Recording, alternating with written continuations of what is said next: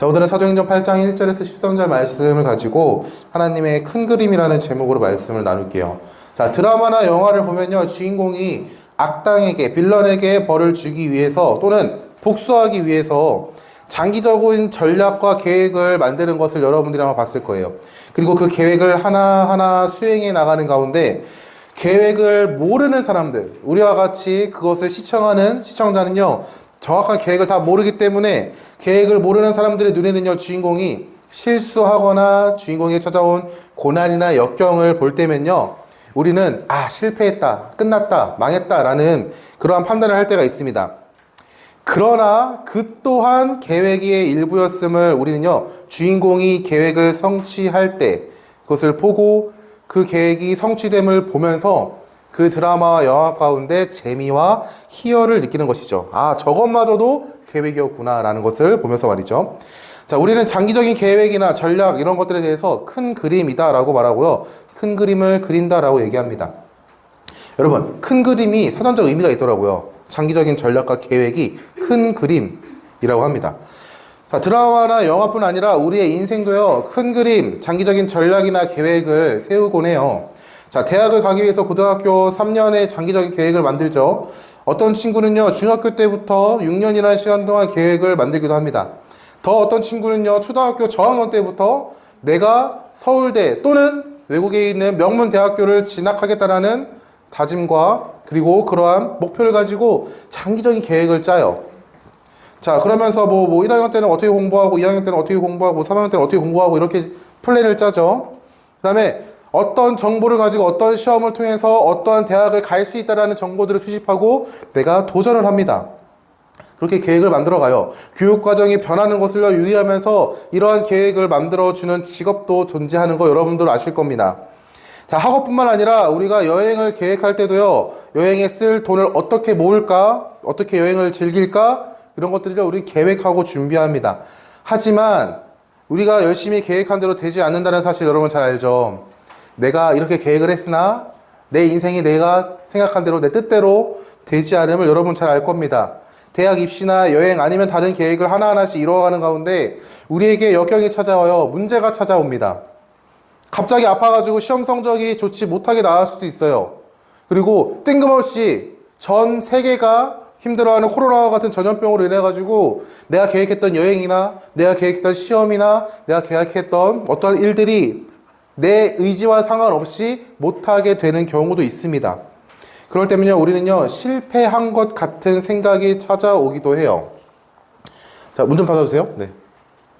샤누이 도와주세요. 누나 힘들어요. 스기까이. 자, 드라마나 영화처럼 반전을 만들고 싶어도요, 그 상황을 이겨내고 싶어도 이겨낼 수 없는 상황에 나는 실패했다, 이번 계획은 실패했다, 이번 망했다, 이렇게 불평을 늘어놓기도 합니다.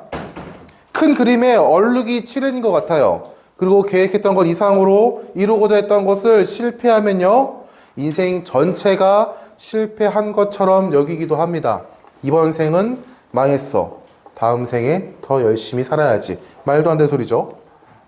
자, 오늘 말씀은요, 하나님의 교회에 계획하신 그 일, 큰 그림에 얼룩처럼 찾아온 위기를 기록하고 있어요. 자, 사도가 복음을 전하고 예수의 이름을 전하는 그 가운데 핍박이 찾아왔습니다. 그러나 그 핍박은요, 이겨낼 수 있는 핍박이었어요. 나를 향한 비난과 나를 향한 협박과 나의 수치를 들추는 그들의 핍박은요, 이겨낼 수 있는 핍박이었습니다. 하나님께 기도함으로 이겨냈고요, 사도들의 믿는 그 모습을 보면서 이겨낼 수 있는 모습이었어요. 그런데 누군가가 죽어나가는 일은 없었단 말이죠. 자, 다시요, 7장의 말씀 끝까지를 보기 전까지는요, 스데반이 죽기 전까지 아무도 죽지 않았어요. 교회에 예수 그리스도의 이름을 전하는 것 때문에. 그런데 스데반의 사건으로 인해서 스데반이 죽었습니다. 스데반이 죽은 그 이후로 교회에 너무나도 힘든 핍박이 찾아옵니다. 성도가 죽게 되는, 그리고 성도가 순교하게 되는 일들이 찾아와요. 스데반의 집사의 순교였고요. 그 일로 인하여 교회가 핍박에 당하고 환난에 당합니다. 사도행전 8장 1절 3절 말씀 읽어줄게요. 사울은 그가 죽임을 당함을 마땅히 여기더라. 그날에 예루살렘에 있는 교회에 큰 박해가 있어 사도 외에는 다 유대와 사마리아 모든 땅으로 흩어지니라. 경건한 사람들이 스데반을 장사하고 위하여 크게 울더라. 사울이 교회를 잔멸할세 각 집에 들어가 남녀를 끌어다가 옥에 넘기니라. 사울이 그가 죽임을 당함을 마땅히 여겼대요. 여러분, 사울은요 스데반 집사가 죽는 그 순간에 함께 있었던 사람입니다. 자, 사도행전 7장 58절 이렇게 얘기하고 있어요. 성 밖으로 내치고 돌로 칠세 증인들이 옷을 벗어 사울이라 하는 청년의 발 앞에 두니라. 스데반 집사가 사람들 앞에서 그들이 하나님의 말씀을 소유한 자로서 하나님의 말씀을 소유했지만 그 하나님의 말씀을 지키지 않는 그 불순종함, 그 죄를 짓고 하나님 앞에서 범죄하고 하나님이 보내신 메시아 그리스도인 예수를 죽인 너희가 진짜 하나님 앞에서 진노의 대상이다라고 그들의 죄를 낱낱이 이야기했어요. 그리고 하늘을 우러러봤는데 하나님 보좌 우편에 예수님께서 서신 것을 보고 하늘이 열리고 인자가 하나님 우편에 서신 것을 보노라라고 이야기했습니다. 자, 갓들이 자신의 수치가 드러난 것 때문에 스데반을 죽여버려야지라는 그러한 분노 가운데 휩싸였던 그들에게 스데반의 그 한마디, 하늘이 열리고 인자가 하나님의 우편에 서신 것을 보노라, 예수 그리스도를 하나님과 같은 존재로, 당연히 하나님과 같은 존재인데 그것을 선포함으로 통하여 모든 유대인들이 분노했습니다. 그리고 그를 스데반을요 성 밖으로 끌고 나간 거예요. 그리고 돌로 치려고 했을 때 거짓 증인들이 자신의 옷을 벗어가지고 사울이라는 청년 앞에 두었습니다. 자, 스데반은 어떻게 됐죠? 스데반은요 돌 맞아 죽었어요. 여러분, 지난 시간에도 말했지만 돌은요 그냥 짱돌 든 게 아니에요. 내가 들 수 있는 무게의 돌을 들어서요 그 사람을 치는 거예요. 그러니까 죽이려고 작정하고 돌로 치는 겁니다. 죽을 때까지 쳐요. 그들은요 스데반을요 돌로 쳐 죽였습니다. 그때 사울은요 그 자리에 있었어요. 스데반이 죽는 모습을 지켜봤고요. 그 자리 가운데 있었고 그로 인하여 교회의 핍박이 시작되었다라고 성경은 얘기합니다. 자, 사울은 스데반의 죽음을 당연하게 여겼습니다. 마땅히 여겼어요. 당연히 죽어 마땅한 사람이 당연하게 하나님의 말씀을 따라서 그는 돌로 맞아 죽었다라고 생각한 거예요. 스데반이 죽은 날에 예루살렘에 있는 교회에 큰 박해가 생겨났습니다. 그 박해로 인해서 사도 외에 수많은 성도들이 유대와 사마리아 모든 땅으로 흩어져 버리게 되었어요. 사울은 교회를 핍박하는 일에 앞장섰고요. 교회를 참멸하고 각 집에 들어가가지고 예수의 이름을 전하는 자, 예수 그리스도의 복음을 전하는 자들을요 다 끌어다가 감옥에 넣었습니다. 이러한 핍박 가운데 살기 위해서 예루살렘에 있었던 교회, 그 교회를 떠난 성도들은요 도망치는 발걸음으로 교회를 떠났습니다. 뿔뿔이 온 세상으로 흩어져 버렸어요. 유대와 사마리아로 흩어졌다라고 성경은 고백합니다. 사도행전 8장 4절입니다. 그들이 흩어진 사람들이 두루 다니며 복음의 말씀을 전할세. 자, 그 흩어진 사람들이 누구냐? 교회의 핍박으로 인해서 예루살렘 교회를 떠났던 사람들이에요. 예수 그리스도의 몸된 교회에 찾아온 핍박은요, 교회의 성도들을 세상 가운데로 보내는 이유가 되었습니다. 살기 위해서 도망친 거예요. 근데 하나님께서는요, 교회의 핍박을 통해서 하나님께서 계획하신 세상을 복음으로 물들이는 것, 하나님께서 계획하신 그것, 세상 가운데 복음이 물들어지고 수많은 죄인들이 다시 한번 하나님 앞으로 나와 하나님과의 올바른 관계 가운데 하나님 나라를 누리며 살아갈 수 있게 하는 것, 그것을 계획하셨는데 오늘 말씀에 보니까 교회에 찾아온 그 핍박이 오히려 성도들을 세상 가운데로 흩어지게 하는, 세상 가운데로 보내는 이유가 되었다고 고백합니다. 교회에 찾아온 핍박이요, 오히려 하나님께서 계획하신 일하심이었다는 거예요.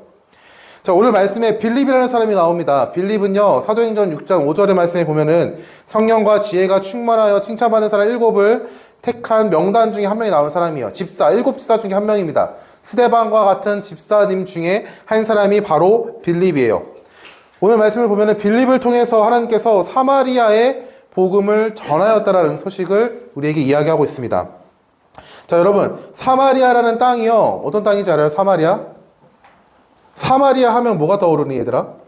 자, 우리 주일학교를 유초동굴 나온 친구 사마리아. 건이야, 사마리아 거리 말고. 자, 최근에 유초동부를 졸업한 우리 1학년 친구들에게 한번 물어보겠습니다. 네, 고개를 좌우좌우 절레 흔들고 있는 가은아, 사마리아가 어떤 땅인지 아니? 모르면 모른다고 얘기해도 돼. 부끄러운 게 아니야. 알겠습니다. 서? 고마워. 자, 여러분. 사마리아는요. 자, 사마리아 땅을 생각하려고 그러면요. 우리가 먼 과거로 돌아가야 돼요. 여러분, 솔로몬 알죠? 솔로몬. 솔로몬은 알 거 아니야. 다윗 아들 솔로몬. 다윗 다음으로 왕이 된 솔로몬이 자, 열심히 하나님의 성전과 그리고 자기가 살 성을 지었어요. 20년 동안. 하나님의 성전을 7년 동안 짓고 자기가 살 성은 13년 동안 지었어요. 20년 동안. 자, 20년 동안 온 백성이 중노동에 시달렸어요. 자, 재물도, 세금도 많이 내야 되고, 노동력도 막 제공해야 됐습니다. 자, 그 가운데 솔로몬 다음 왕이 있어요. 다음 왕. 그 아들이 누굴까요? 솔로몬 다음 왕 누군지 아는 사람? 목사님 아들? 솔로몬 다음 왕 누구죠?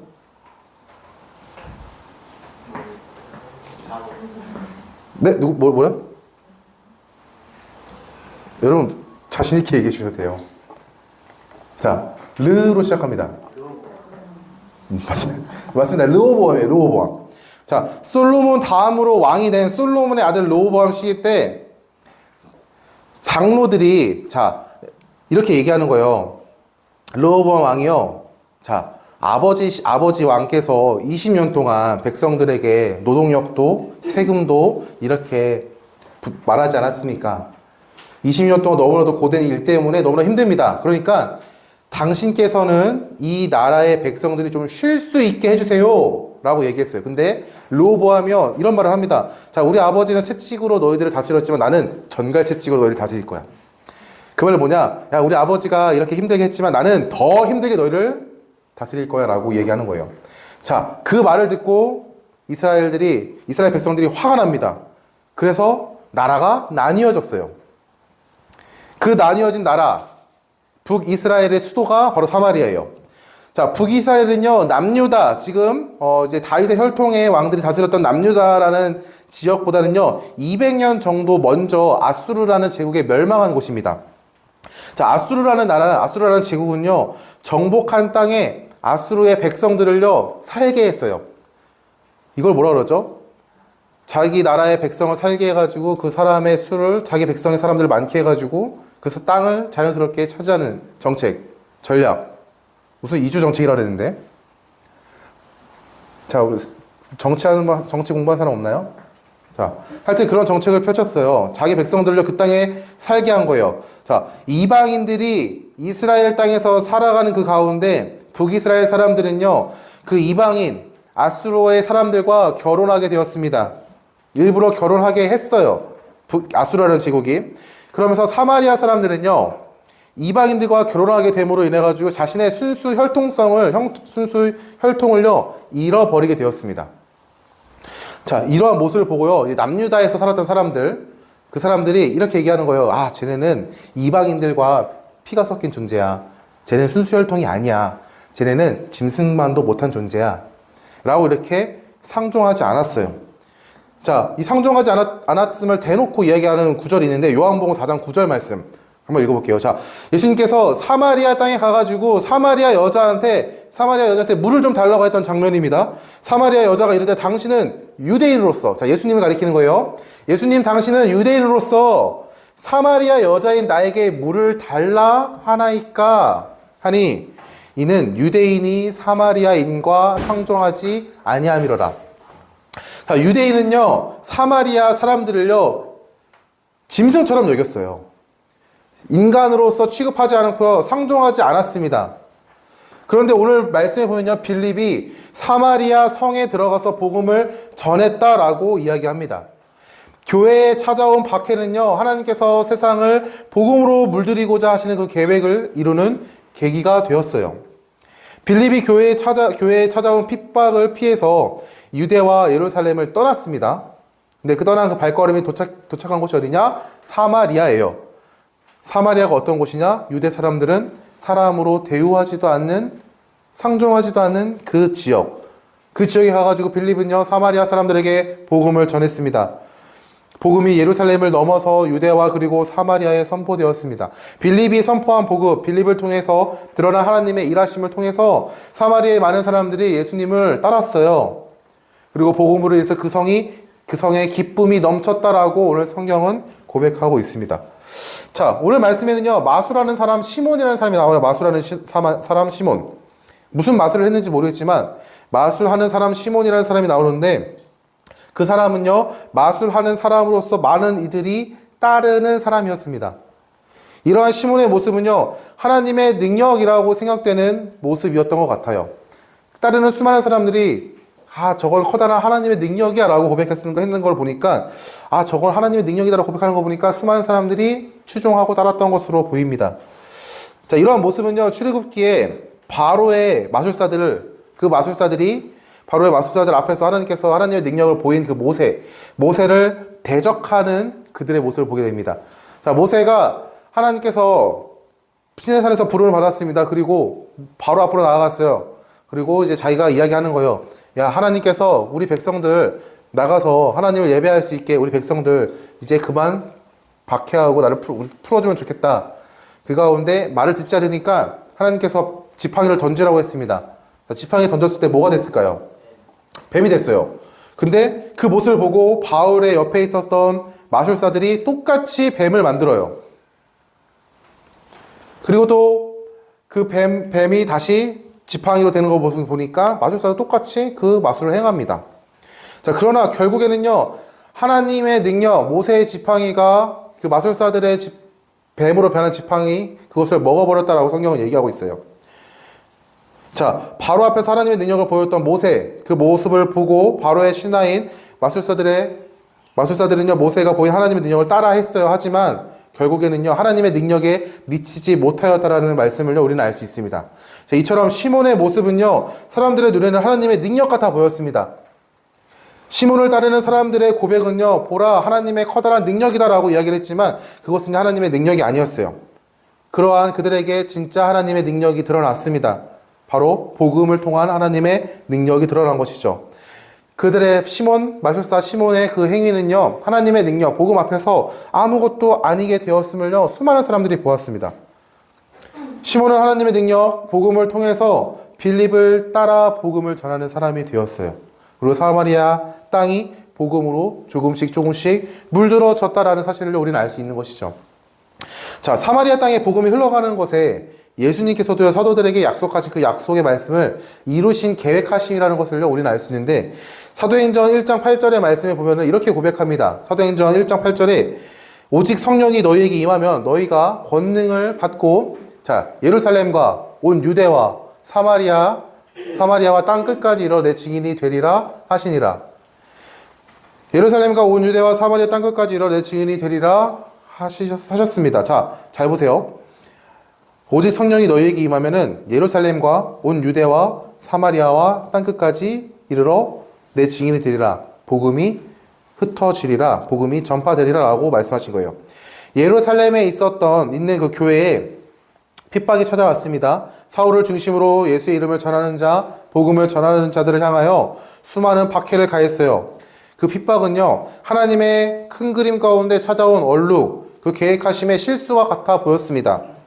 하나님의 놀라우신 일하심의 실수와 같아 보였지만 사실은 그것은요, 하나님의 계획하신 하나님의 일하심이었어요.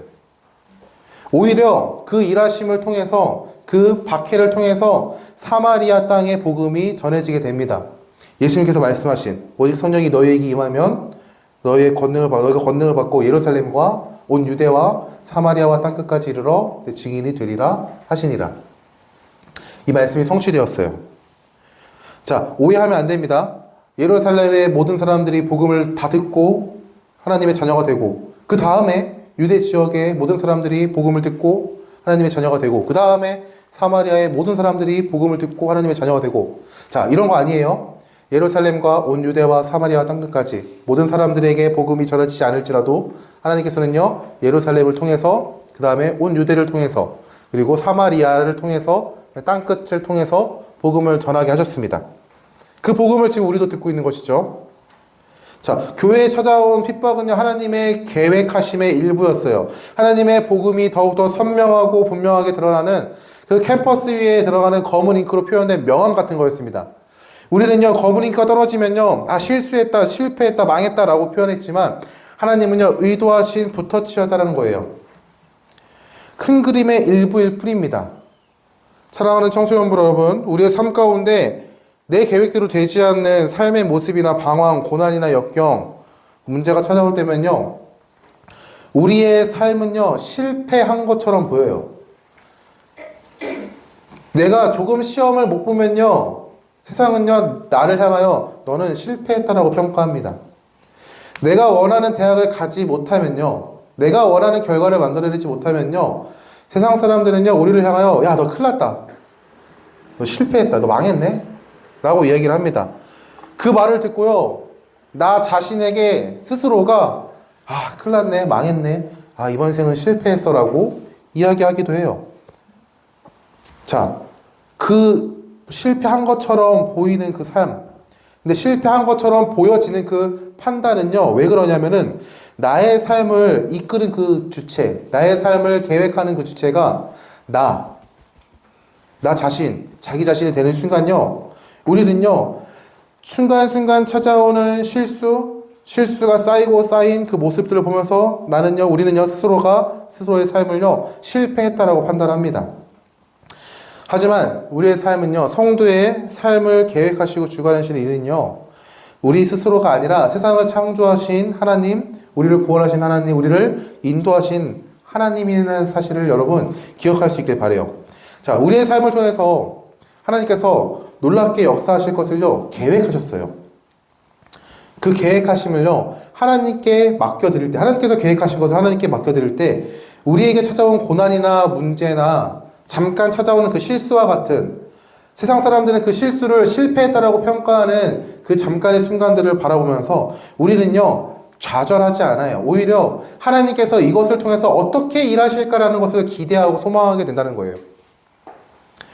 하나님께서는요, 성도의 삶을 인도하십니다. 하나님은요, 선한 목자가 되시기 때문에 그 인도하심 끝은요, 하나님의 선하심과 신실함을 맛보는 영광의 삶입니다. 물론 그 삶을 살아가는 과정, 나아가는 걸음 가운데서는요, 사망의 음침한 골짜기를 걷는 것만 같은 두려움, 좌우를 바라보면은 아무것도 보이지 아니하는 그 상황 가운데 나는 뭘 할 수 있을까라는 그러한 두려움이 찾아올 때도 있어요. 하지만 그것은요, 우리가 하나님을 바라보지 못할 때 생기는 두려움입니다. 하나님의 큰 그림 가운데 얼룩 같아 보이는 그 순간도요, 사실은요, 하나님께서 일부러 의도하시는 하나님의 계획하심이고 일하심이고, 더욱더 하나님의 일하심을 선명하게 바라보게 하는 하나님의 붓터치와 같은 거라고 생각하면 좋을 것 같아요. 자, 여러분, 밥 로스라는 화가 아나요? 밥 로스? 이 아저씨 알아요? 저 이 아저씨 되게 좋아하거든요. 전사님 이 아저씨 되게 좋아하는데, 우리 보통 밥 아저씨라고 그러죠. 밥 아저씨. 자, 이분은요, 화가입니다. 화가인데 미국에서 태어나가지고 서양화를 전공으로 해서 그리는 화가인데, 자, 그림 그리기에 즐거워. 우리나라에서는요, 그림을 그립시다라는 TV 프로그램을 통해가지고 그림을 그리는 것이 얼마나 재밌고 행복한 일인지에 대해서 알려준 화가예요. 이분 본 적 있어요? 여러분들 본 적 있나? 자, 우리 선생님들은 아마 보셨을 거예요. 네. 왜냐하면 너무나도 유명하신 분이기 때문에. 자, 전사님이 이분이 그리는 걸 보고 참 쉽죠라는 말을 한마디 듣고 열심히 그림을 그려봤지만, 저분이 그리는 것과 내가 그리는 것의 결과의 차이가 너무나도 큼을 보고, 네, 아, 그림은 나와 맞지 않는구나 라는 것들을 판단했던 때가 있는데, 자, 전사님이 이 화가가 그림을 그리면서, 이 화가는요, 그림을 그리면서 이렇게 뭐 이런저런 이야기들을 하시거든요. 여러분 한번 기회가 된다면은 구글에다가 밥 아저씨 명언 쳐보면요, 몇 가지 쫙 나와요. 근데 그 밥 로스 밥 아저씨가 이런 말을 했어요. 자, 실수는 없다. 행복한 사고만 있을 뿐이다. 라고 이런 이야기를 했습니다. 자, 우리가 그림을 그리다 보면요, 때로는 그림을 그리다 보면은 캔버스에 붓터치를 잘못해가지고 내가 계획하고 준비했었던 그런 그림이 나오지 않을 때가 있어요. 여러분, 학교에서 그림 그리죠. 우리 서아 그림 그리니 학교에서? 요즘 미술 수업 있죠. 고3 친구들은 미술 없지만 아마 중학교나 고2까지는 아마 미술이라는 수업이 있을 겁니다. 네, 미술이라는 수업 가운데 아, 이걸 그려야 돼. 내가 계획해 놓은 그림의 모습이 있는데, 아, 나의 그 모난 실력과 잘못된 붓터치 한 번만으로 그림이 망해 보입니다. 수행평가를 만점을 못 받을 것만 같아요. 그러한 사람들에게, 그러한 실망하는 사람들에게 했던 말이 뭐냐? 바바더치가 이런 말 한 거예요. 실수는 없습니다. 행복한 사고만 있을 뿐이에요. 라고 얘기한 거예요. 자, 하나님의 계획하심 안에서 찾아오는 고난이나 역경이나 문제들은요, 하나님을 향한 믿음의 시선으로 바라볼 때는요, 이렇게 고백할 수 있지 않을까 싶어요. 실패가 아니다. 하나님의 일하심을 기대하는 순간일 뿐이다. 라고 고백할 수 있지 않을까 싶습니다. 하나님의 계획 아래는요, 실패가 없어요. 여러분, 기억할 수 있게 바랍니다. 하나님의 계획하심 아래는요, 실패가 없어요. 그러기 때문에 여러분들이 스스로가 판단하는 내 삶은 실패했어. 뭐 성적, 친구들과의 관계, 본인과의 관계, 지금 나의 형편, 상황, 이런 것들을 바라보면서 아, 이번 생은 실패했다. 나의 삶은 실패했어. 망했어. 라고 판단하지 않길 바래요. 우리의 삶은요, 실패한 삶이 아니에요. 실패라고 판단한다면요, 여러분의 삶을 인도하시는 주체가 누군가를 진지하게 한번 고민해 봤으면 좋겠습니다. 여러분의 삶을 인도하고 계획하는 주체가 하나님이라면요, 우리의 삶은요, 실패한 삶이 절대 아니에요. 만약에 여러분의 삶을 인도하고 계획하는 주체가 여러분이라고 한다면요, 여러분 앞에 찾아오는 수많은 문제들 가운데 이렇게 판단할 겁니다. 아, 이번에도 실패했네. 이번에도 실패했네. 이루지 못했네. 그 실패가 쌓이면서 아, 이번 생은 망했네. 아니요, 여러분들은요, 하나님의 자녀입니다. 하나님을 아버지라고 고백하는 하나님의 자녀, 예수 그리스도의 몸된 교회의 성도라면요, 우리는요, 기대하고 소망하게 될 거예요. 지금 나에게 찾아온 그 문제, 힘듦 때문에 좌절하는 것이 아니라 이것을 통해서 하나님께서 어떻게 일하실까를요, 우리는 기대하고 소망하게 된다는 거예요.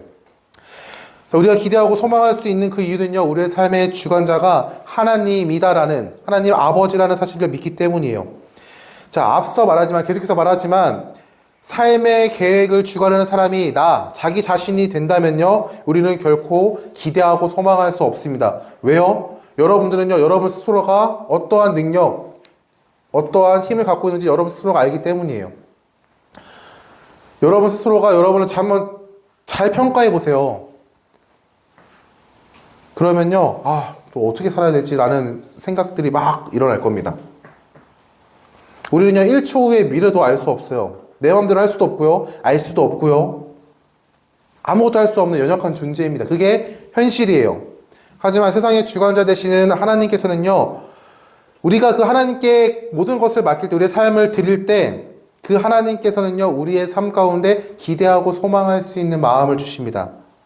그 이유는 하나님께서는요, 시간을 초월하신 분이기에, 시간을 주관하시는 분이기 때문에, 그리고 그분이 우리의 아버지가 되신다고 고백하는 우리의 믿음은요, 내 삶에 찾아오는 문제나 위기나 역경 가운데서도 그것을 바라보고 좌절하는 것이 아니라, 아, 이것을 통해서 하나님이 어떻게 일하실까를 기대하고 소망하게 되는 거예요.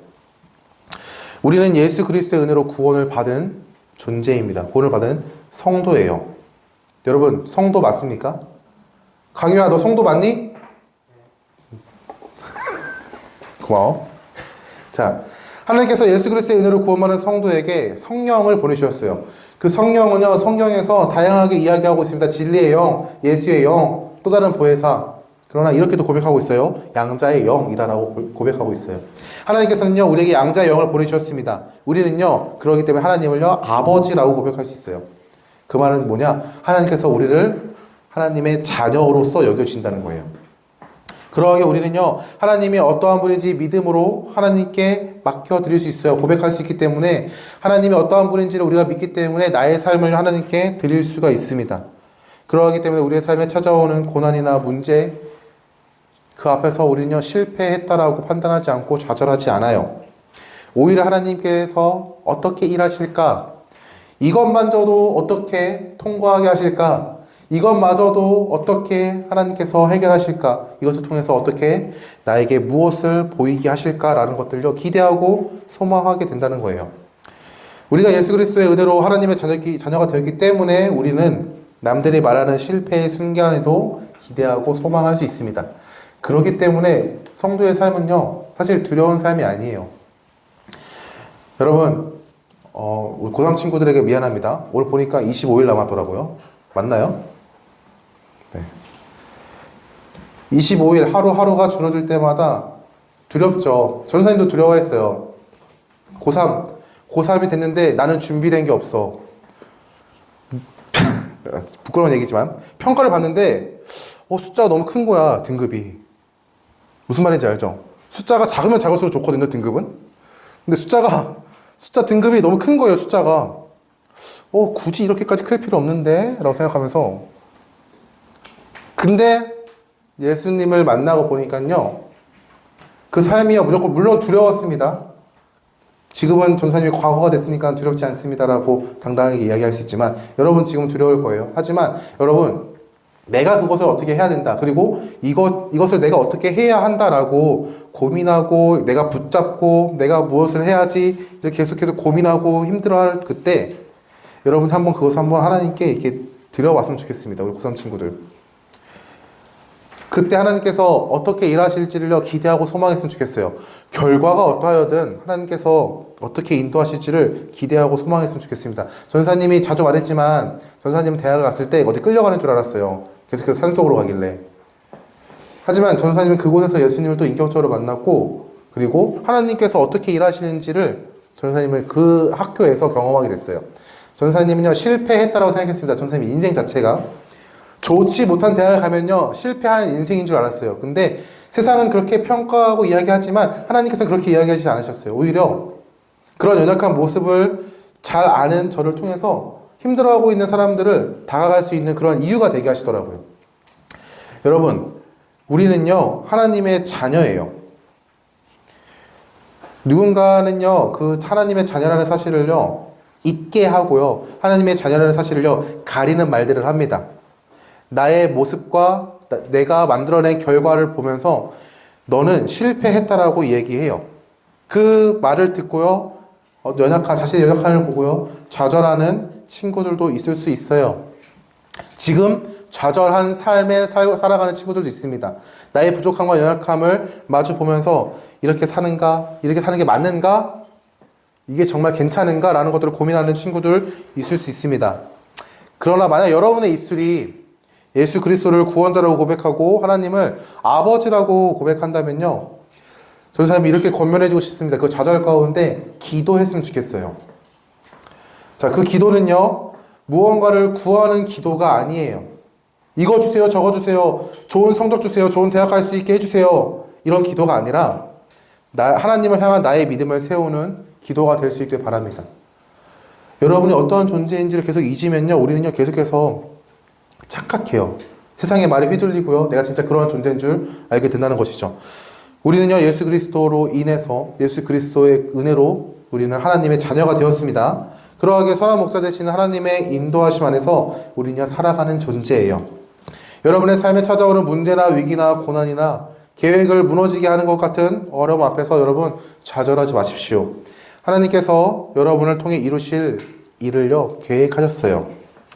하나님께서 여러분의 삶의 주관자가 되시기 때문에 우리는 얼룩이다, 우리는 잘못되었다라고 고백되어지는 그런 나의 연약한 모습을 보면, 연약한 모습을 통해서도 하나님은요, 더욱 하나님의 일하심을 선명하게 드러내십니다. 더욱 하나님을 선명하게 바라볼 수 있는 이유가 되게 하시고, 하나님께서 무엇을 일하실까라는 그 기대를 갖게 하는 거예요.